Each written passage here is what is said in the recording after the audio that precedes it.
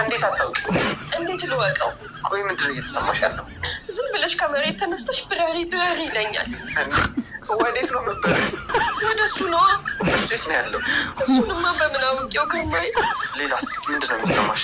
ድንገት ዝም ብሎ ድምፁ ጆሮዬ ሊያቃጭልብኛል። ድምዳን ያለኝ ይመስለኛል። እሺ ሌላስ?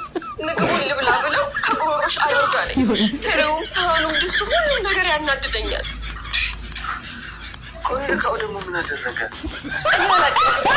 ብቻ እቃውን ይዘሽ ጥቅቅ አድርገው ከዚህ ቤት ብልን ብለሽ ጠፊ ይለኛል።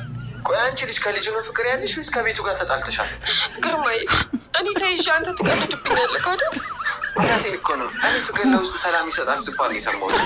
እሱ እድለኛ ሁሉ ያገኘው ሰው ነዋ። እኔ ግን የተመኘሁትን ነገር በጠቅላላ እንዳላገኝ ተረግሜያለሁ መሰለኝ።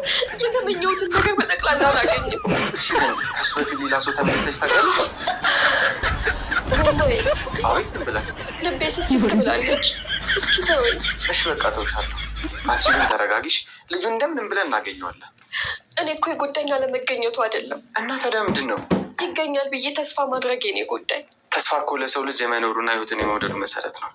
ነገ የሚባል ተስፋ ባይኖር ኖሮ ህይወት አሰልችቶን ነበር።